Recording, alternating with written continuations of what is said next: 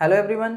इस वीडियो में हम सीखेंगे IUPAC नाम लिखने के नियम। और इससे जस्ट पिछली वाली वीडियो में हमने क्या सीखा था कि IUPAC नाम के कितने भाग हैं, उन भागों को हमने स्टडी किया था। तो आइए सीखते हैं नियमों के थ्रू कि IUPAC नाम कैसे लिखते हैं। ठीक है, तो पहला नियम है कि सबसे पहले हम जो हाइड्रोकार्बन दे रखा है उसमें कार्बन की लंबी से लंबी श्रृंखला का या चेन का चुनाव करना। जैसे एक एग्जाम्पल देखेंगे, हमें दे रखा है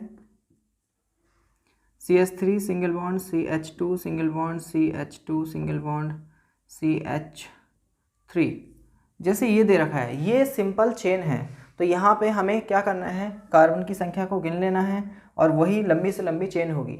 ये सिंपल है, मगर इसी की जगह अगर आ जाती है CH3 single bond CH2 single bond CH single bond C2H5 single bond CH3। अभी यहाँ पे क्या है, हमें साइड चेन में एक कंपाउंड जुड़ा हुआ दिख रहा है। ठीक है, तो मगर इसमें हम ज़्यादातर बच्चे क्या गलती करते हैं कि इसमें काउंटिंग करते हुए क्या करते हैं कि वो सीधी सीधी चेन बना देते हैं, यानी एक इस तरीके से चेन को बना देंगे, मगर ये गलत हो जाता है। यहाँ पे जो C2H5 दिखा हुआ है, तो यहाँ पे दिख जो रहा है, इसका मतलब ये है कि ये 2 कार्बन है और यहाँ पे आगे 1 कार्बन है। तो हमें क्या करना है, इस चेन को ओपन कर लेना है, यानी हम इसे लिख सकते हैं CH3 single bond CH2 single bond CH single bond CH2 single bond CH3 और सिंगल बॉन्ड CH3। अब अगर हम देखें तो काउंटिंग करें 1 2 3 4 5, 5 कार्बन हमारे ऐसे बने हैं। और अगर ऐसे बात करें तो 1 2 3 4, यहाँ पे 4 कार्बन बन रहे हैं और यहाँ पे 5।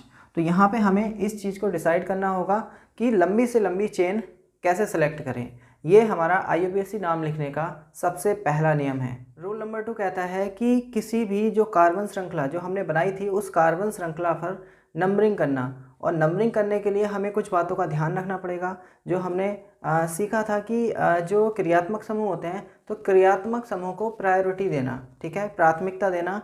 जिधर हमें कार्बन श्रृंखला में कोई क्रियात्मक समूह नंबरिंग में पास में पड़ता है, हम उधर से ही नंबरिंग करते हैं। जैसे एक एग्जांपल देखते हैं, CH3 single bond CH2 single bond CH2 single bond CH2 single bond Cl, जैसे एक एग्जांपल ये है। तो अगर हम देखें यहाँ पे जो Cl है एक क्रियात्मक समूह है जो हैलो ग्रुप से लिया गया है, या फिर हम इसे कहते हैं हैलोजन क्रियात्मक समूह। तो हम नंबरिंग इधर से करें या इधर से करें, तो ये हमें पता होना चाहिए। रूल नंबर 2 हमारा कहता है कि कार्बन श्रृंखला की नंबरिंग कैसे की जाए। तो नंबरिंग करने के लिए हमें क्रियात्मक समूह को देखना है, जिधर से वो जिधर से वो पास पड़ता है हम उसी साइड से नंबरिंग करते हैं। तो हम नंबरिंग करेंगे इधर से 1 2 3 4। तो इस तरीके से ये रूल नंबर 2 है। इसे एक एग्जाम्पल से और देखते हैं। जैसे हमने देखा CH3 single bond CH2 single bond CHOH single bond CH2 single bond CH और single bond CH2 single bond CH3, जैसे ये एक एग्जांपल है।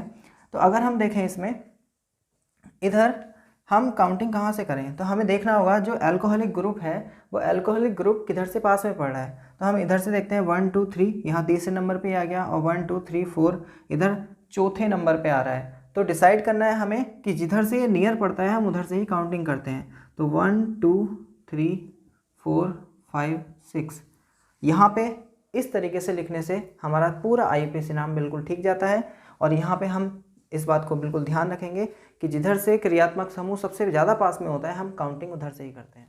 रूल नंबर 3 है कि यदि किसी श्रृंखला में COOH सिंगल बॉन्ड COOH मैं लिख देता हूँ, single bond COOH single bond CHO single bond CN single bond CONH2 single bond COCl, ये इस तरीके के अगर जो क्रियात्मक समूह है फंक्शनल ग्रुप हैं जिस साइड से पास में पड़ते हैं हम नंबरिंग उधर से ही करते हैं। मतलब हम 1 वर्ड में कह सकते हैं, 1 सेंटेंस में कह सकते हैं इसे कि काउंटिंग हम उधर से करेंगे जिधर से जुड़े हुए नंबर 1 पे इन्हें रखते हैं। यहाँ पे एक एग्जाम्पल लिखा हुआ है, ये एग्जाम्पल क्या कहता है, CH3 CH2 CH2 CHO। यहाँ पे CHO क्या है, एक एल्डिहाइड ग्रुप है और एल्डिहाइड ग्रुप इस श्रेणी में आता है। और यहाँ पे जो रूल नंबर 3 कहता है, रूल नंबर 3 कहता है कि जिधर ये वाले क्रियात्मक समूह जुड़े होते हैं हम इन्हें नंबर 1 पे ही रखते हैं। तो हम बिना कुछ देखे यहाँ पे नंबर 1 से काउंटिंग कर देंगे, 1 2 3 एंड 4।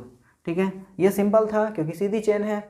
अगर हम एक कॉम्प्लिकेट बनाएं, CH3 single bond, CH2 single bond, CH single bond, OH ले लेते हैं single bond, CH2 single bond, CH3 single bond, COOH।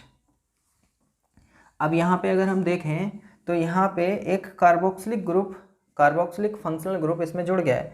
तो हम अब ये डिसाइड करेंगे कि काउंटिंग किधर से करें। तो काउंटिंग करने का रूल नंबर 3 यही कहता है कि जिधर ये क्रियात्मक समूह होते हैं हम काउंटिंग उधर से ही करते हैं, यानी इन्हें नंबर 1 पे रखते हैं। तो एल्कोहलिक ग्रुप हमें यहाँ पे तीसरे नंबर पे दे रखा है, मगर हम इधर से ना काउंटिंग करके हम इधर से ही करेंगे, 1 2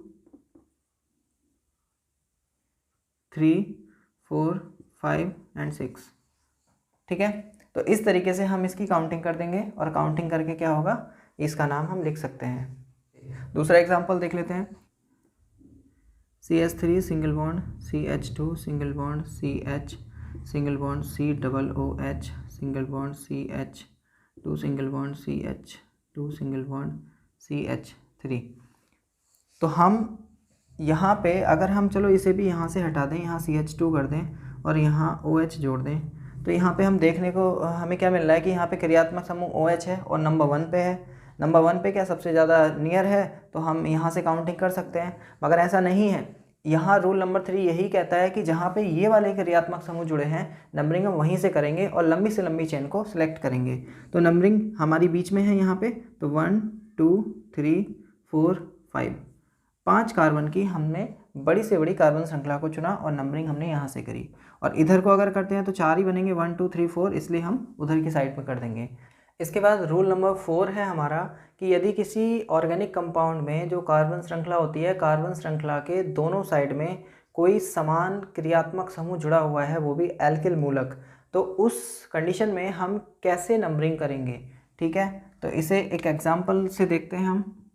एग्जाम्पल दे रखा है हमें, CH3 single bond, CH single bond, CH3 single bond, CH single bond, CH2 single bond, CH single bond, CH3 single bond, CH single bond, CH3 single bond, CH3। यहाँ पे ये एक लंबी कार्बन श्रृंखला दे रखी है, इसमें हम नंबरिंग किधर से करेंगे।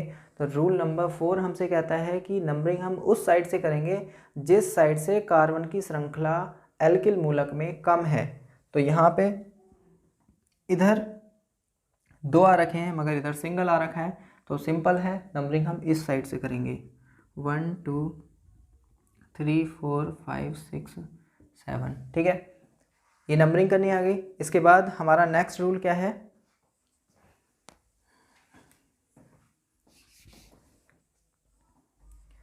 इसके बाद रूल नंबर 5 है। रूल नंबर 5 कहता है कि यदि किसी कार्बन श्रृंखला में, यदि किसी ऑर्गेनिक कंपाउंड की कार्बन श्रृंखला में यदि डबल बॉन्ड या ट्रिपल बॉन्ड आ जाता है तो उसके नाम कैसे लिखते हैं। ठीक है, तो हम देखते हैं एक चेन बना के, CH3 single bond, CH double bond, CH single bond, CH2 single bond, CH3। Carbon की बैलेंसी का ध्यान रखेंगे कि 4 ही होनी चाहिए। ठीक है, तो नंबरिंग कर लेते हैं, 1 2 3 4 5। हमने नंबरिंग कर ली कि ये इधर से नियर पड़ रहा है, पास में पड़ रहा है, तो हम नंबरिंग इधर से करेंगे। नाम लिखते हुए हमें क्या ध्यान देना है कि जिस साइड से ये जुड़ा हुआ है हमें उसका नंबर भी लिखना है। ठीक है, और ये नियम हमारा 5वां नियम क्या कहता है कि जो कार्बन श्रृंखला है उसमें जो रूट वर्ड होता है, रूट वर्ड के बाद में हम इस डबल बॉन्ड का नाम लिख देते हैं, यानी प्राइमरी सफिक्स का नाम लिख देते हैं। 5 वाला होता है हमारा पेंट, और दूसरे नंबर पे जुड़ा हुआ है क्या, डबल बॉन्ड के लिए हम इन लगाते हैं तो इन, या फिर हम इसे लिख सकते हैं 2 पेंटीन। ठीक है, इसके बाद हम बात करें कि अगर किसी कार्बन श्रृंखला में 2 या 2 से अधिक हैलोजन समूह जुड़े हुए हों या फिर क्रियात्मक समूह जुड़े हुए हों, तो हमें अंग्रेजी वर्णमाला के हिसाब से, अल्फ़ाबेट के हिसाब से उन्हें प्रायोरिटी देनी है। जैसे इसी कार्बन श्रृंखला में हम अगर देखें हम यहाँ से डबल बॉन्ड हटा देते हैं, सिंगल बॉन्ड लगा के दूसरे नंबर पे हमने Cl को जोड़ दिया और यहाँ पे हमने जोड़ दिया है Br को। तो इस Br के लिए हम देखें तो नंबरिंग अब हम अलग तरीके से करेंगे। यहाँ पे सेम कंडीशन पे इधर Br जुड़ा, इधर Cl जुड़ा है, तो हम अल्फ़ाबेट को प्रायोरिटी देंगे। कैसे? C से पहले B आता है तो नंबरिंग हम इधर से ही करेंगे और इधर से दूसरे नंबर पे भी है और इधर से भी दूसरे नंबर पे, तो काउंटिंग हम इधर से करेंगे 1 2 3 4 5। ठीक है, तो इसके लिए क्या नाम होगा इसका? पहले B आएगा तो 2 ब्रोमो, चौथे नंबर पे क्लोरीन है तो 4 क्लोरो, और रूट वर्ड है हमारा 5 यानी पेंट, और पेंट के बाद हम लगाएंगे क्या? सिंगल बॉन्ड है सब में तो एन लगा देंगे, पेंटेन। तो नाम हमारा क्या हो जाएगा? 2 ब्रोमो 4 क्लोरो पेंटेन। ठीक है, एक एग्जांपल और देख लेते हैं, क्लियर हो जाएगा। CH3 single bond CH single bond Cl single bond CH2 single bond CH single bond Br single bond CH single bond CH3 single bond CH2। अब यहाँ हम काउंटिंग किधर से करें? काउंटिंग करने के लिए हमारा जो क्लोरीन क्रियात्मक समूह सबसे पास में है तो काउंटिंग हम इधर से करेंगे, इसे हम प्रायोरिटी नहीं देंगे। क्यों? क्योंकि ये एक एल्किल मूलक है। कंपेयर अगर हम हैलोजन से एल्किल मूलक की करें तो प्रायोरिटी या फिर हम वरीयता श्रेणी में देखें तो हम हैलोजन को देंगे। तो नंबरिंग करेंगे हम 1 2 3 4 5 6। ठीक है, तो ये हमारी चेन बनी और जो बाकी बचा वो साइड चेन में आ गया। तो इसकी नंबरिंग हम कैसे, इसका नेमिंग कैसे करेंगे? तो सबसे पहले हम अल्फ़ाबेट के हिसाब से देखें तो B पहले आता है, C बाद में आता है, तो इसका नाम क्या हो जाएगा? 4 ब्रोमो, और दूसरे नंबर पे क्लोरो जुड़ा हुआ है तो 2 क्लोरो,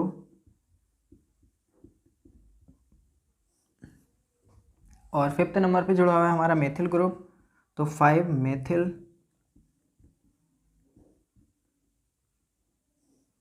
और इसके बाद लंबी से लंबी श्रृंखला बनी हमारी 6 की, तो इसे क्या कह देंगे हम? हेक्सेन।